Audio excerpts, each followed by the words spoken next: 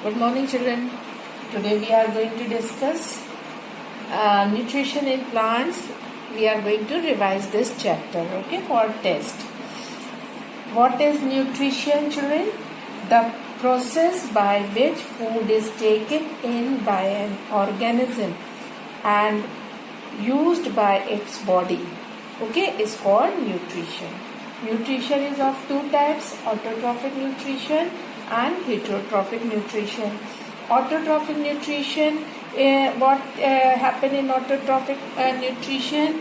This is the mode of nutrition in which an organism makes its own food is called autotrophic nutrition. Okay, organisms that follow the autotrophic mode of nutrition are called autotrophs. Okay, and how they prepare these autotrophs? They prepare their food by the process of photosynthesis. Children, now we are going to discuss the process of photosynthesis. What is photosynthesis? All you know. Green plants. Green plants in the presence of sunlight. Okay, this is sunlight. The leaves, they are green in color. Okay, this is green plant. So green, what is there in the green plant? This chlorophyll. This chlorophyll, what is the function of chlorophyll? It traps the sunlight. If chlorophyll is not there, any other pigment is not going to trap the sunlight. It traps the sunlight and water from the root goes to the leaves. Carbon dioxide, there are small openings are there, all you know, that is called stomata. Carbon dioxide is taken up by the leaves through stomata, and this chlorophyll has taken energy. Now what happened? I am writing down here. Chemical equation, that carbon dioxide is taken up by the leaves and water by roots. Okay, here in the presence of this process is taking place where? In chlorophyll, and chlorophyll has trapped sunlight. This sunlight gives energy, okay, for the formation of food. Now what is formed? C6H12O6 is formed. This is what? Simple food, or we call it sugar. Sugar or glucose. What do we call it? Sugar or glucose. And in this process large amount of oxygen is released. So this process is what? Photosynthesis. In autotrophic nutrition, green plants prepare their food by the process of photosynthesis. Okay. Now come to the heterotrophic nutrition. Heterotrophic nutrition, one more thing, this food is prepared by the plant, and how plant take this water? There are pipes, we call them xylem. Pipe-like structure, we call them xylem. Xylem carry water. Xylems, they carry water and minerals, and phloem carries this glucose to all part of the plant, and xylem carries water to the leaves. Okay, children, so this is also very important thing you to know. Now I am going to discuss heterotrophic mode of nutrition. Autotrophic, I am going to erase it here. In heterotrophic nutrition, we are seeing first is parasitic nutrition. Okay, first is what? Parasitic nutrition. What takes place in parasitic nutrition? Plants. First, what is heterotrophic? What is the definition of heterotrophic nutrition? The mode of nutrition in which an organism depends on other organism for food is called heterotrophic. Hetero means other. Okay, for food it is called heterotrophic nutrition. There are four types of nutrition. First is parasitic. We are going to discuss parasitic nutrition. Children, heterotrophic nutrition we are going to discuss. First is parasitic plants. Okay, a parasitic plant is one that partially or completely, partially or completely depend on host plant on which it grow. Okay, partially or completely it depend on host plant and another plant, and we also call that host plant for nutrition. Okay, two example. First example is Cuscuta. Cuscuta we also call it dodder. They are yellow thread like structure. Okay, they are having very thin root. We call that Haustoria. What do we call that? Haustoria. These Haustoria, they penetrate the stem of the host plant and they collect food from the host plant. Okay. Cuscuta has a short root and a long thread-like stem. It twines around the host plant. Okay. Host plant and send branches around neighboring stem also, and it grows very rapidly. It takes the food from the host, and children, you know, in parasitic relationship, only parasitic plants are benefited. Host plants, they become weak and sometimes they die also. Okay. Second example is Mistilito. Mistilito children, they are partial parasite. They are partial parasite. They are complete parasite. Okay, they depend on the host plants completely, but they are partial parasite. They grow on the branches. They have green leathery leaves, and the roots of this plant, it penetrates the stem of the host plant. This is stem of host plant, and it draws water and mineral, but it prepares the food here in its leaves. Okay, so this is partial parasite. Now come to the second, saprophytic plants. Saprophytic plants are those plants, they obtain their food or their nutrients from dead and decaying plants and animals. Okay, saprophytic plants,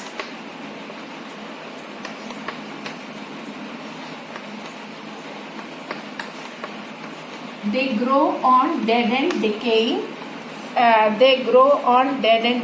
plant and animal matter, and they draw their nutrition from them.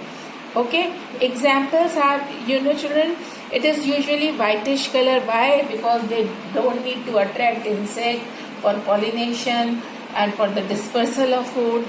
Okay, they are generally white in color, but some plant can have brightly colored flowers. These plants often have no leaves because there is no use, because they don't prepare their food. They often grow in deep shade in tropical forest. Examples are of this is Indian pipe and coral roots. Okay, coral root. And the roots of saprophytic plants contain organism called fungi. In the roots of these plants, they contain what? Fungi.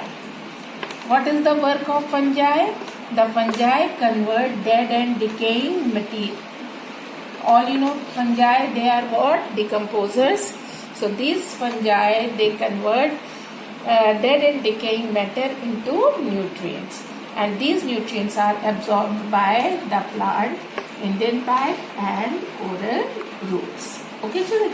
Now third type is insectivorous plants. All you know, insectivorous plants, they grow insectivorous. They grow in nitrogen nutrient areas where nitrogen availability of nitrogen is less. Okay, they grow there. So how they fulfill this nitrogen? By killing the insects. Okay, they derive most of their nutrient by trapping and consuming animals, mainly insects. Okay, and what I told you, they grow in places where the soil deficient in certain nutrient, especially nitrogen. Okay, now we are going to discuss about the example. First example is Venus flytrap.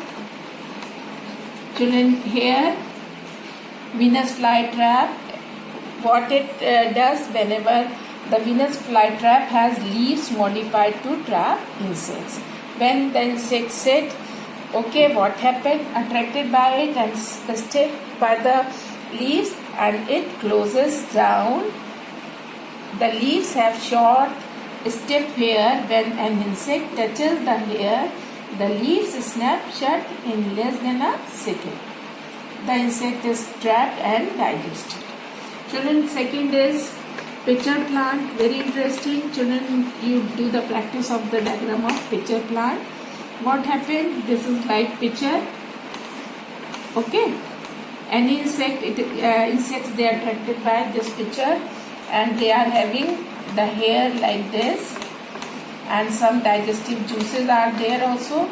Any insect come and attracted by it and sit, it falls in this pitcher, and this petiole or leaf covered the pitcher, and this insect, when it tries to come out, these small hair, they do not allow it to come out, and it is digested by digestive juices present in there. Next is sundew. Sundew, as it has name, children, it has tentacles. It has tentacles, and tentacles, they are having droplets. Okay.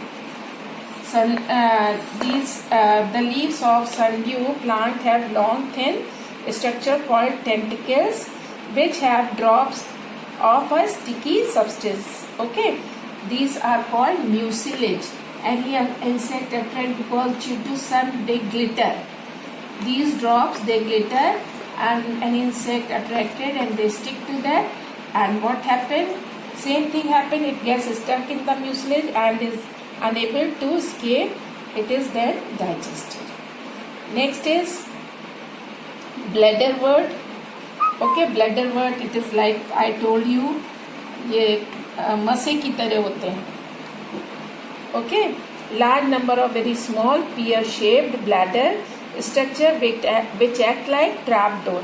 An insect come and they trap the insect. Suck it. Okay, trapdoors and suck in a small insect in less than a second and then get it digested. Now last is symbiotic. Symbiotic, all you know, they benefit each other.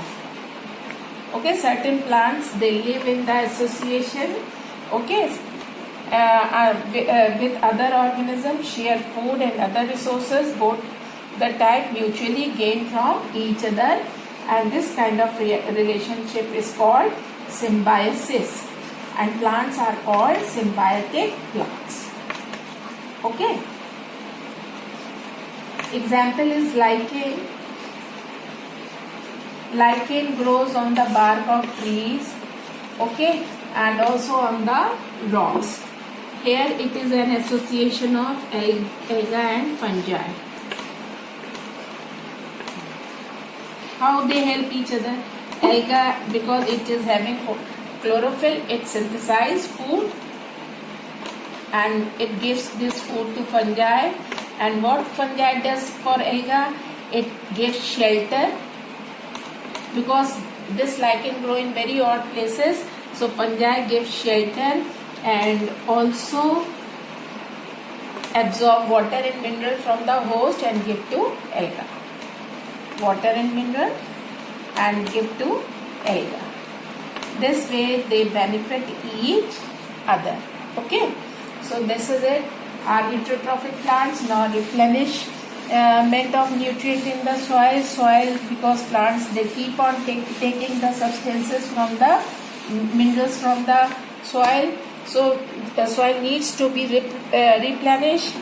Okay, if it is plants use the mineral nutrients, especially nitrogen present in the soil, and what happened, because of utilization of nitrogen, depletion takes place. Okay, so we need to replenish it.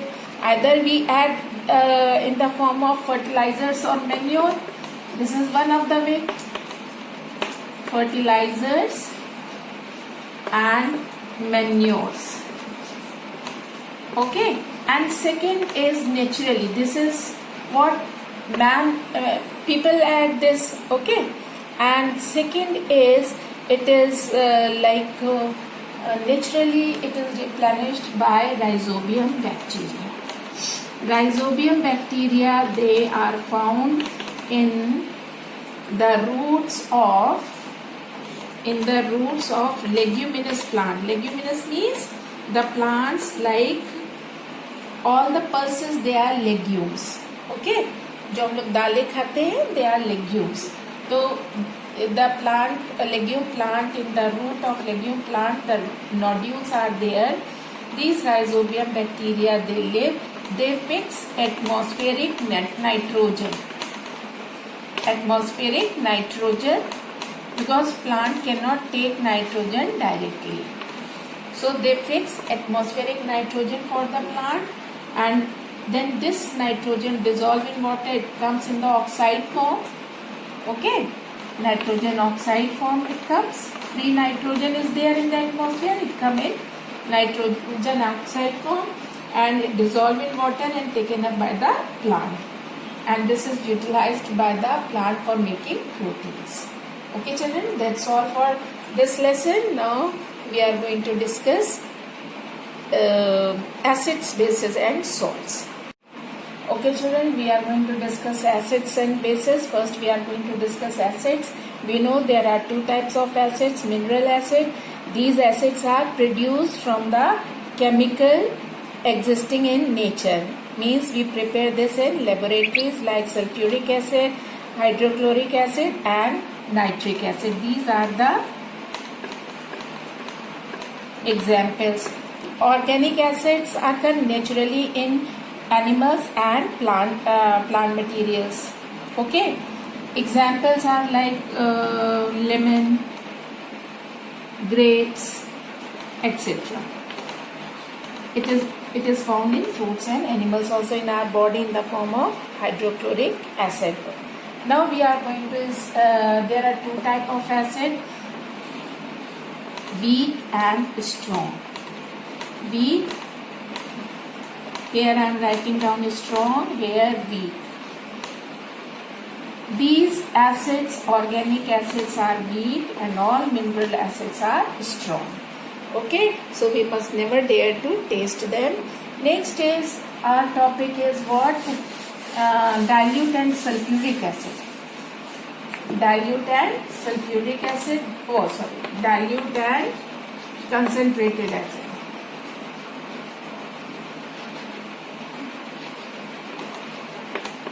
Dilute acids are in which molecules of water more. Molecules of water more and acid is less. And here molecules of acids are more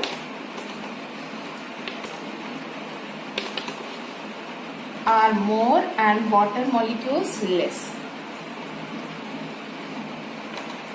And water molecules less.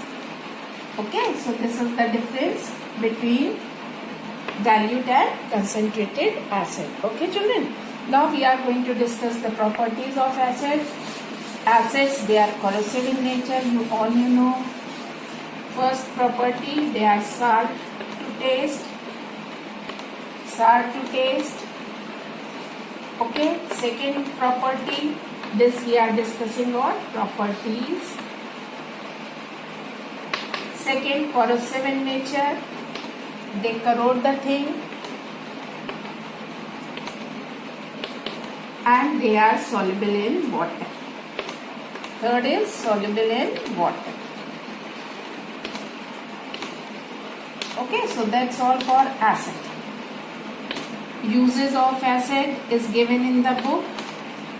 You learn those uses. Hydrochloric, it is use of hydrochloric acid is what? It is applied to remove deposit from the inside of the boilers. Second use of hydrochloric acid is to clean sink, like it is present in Harpic. Next is sulfuric acid. It is used in car batteries. It is also used in the manufacture of paints, drugs, dyes, etc. Nitric acid. It is used by goldsmith to for cleaning of gold and silver ornaments, and also for the production of fertilizers. Acetic acid. It is weak acid, children. Okay, and it gives flavor to food, and also it is used as cleansing agent. Now come to the bases. Bases, children. Substances containing a base are called basic substances. Example of bases: sodium hydroxide, potassium hydroxide. Okay, children, there are two types of bases we have divided, like weak base and strong base. Weak bases and strong bases. Weak bases like copper hydroxide, and strong like sodium hydroxide, potassium hydroxide. Okay, so weak bases and strong bases, children, in some food item these bases are present, like corn starch, fresh egg white, etc. And now we are going to discuss properties of bases. Properties, three properties, children. First is it is bitter to taste.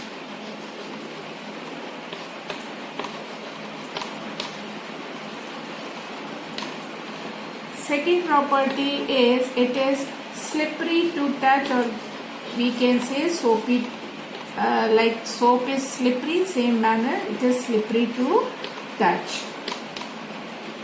Now third is very important, solubility in water. Some bases are soluble in water and we call them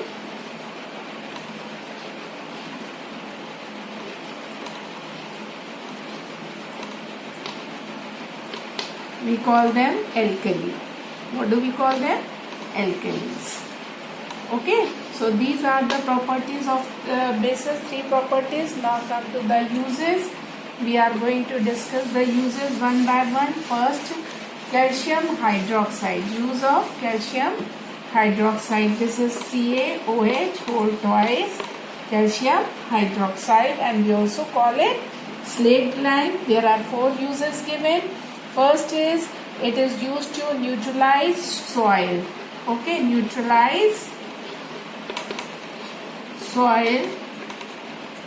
Second, ingredient to whitewash and mortar. Third, in borax mixture it is used to kill the pest. Okay, and fourth is it is used as dry mixes for painting and decorating. Second is magnesium hydroxide. This is also very important, children, and this reduces acidity in our body. It is present in antacid. Okay, it helps to correct excess acidity in the stomach. Next is sodium hydroxide, very important base. Okay, it is used in the manufacture of paper and textiles. Second, it is used to unblock drain in homes. And third is it is used to manufacture soaps and detergents. Okay, children, that's all in brief I have told you. You learn it very carefully. Okay, bye.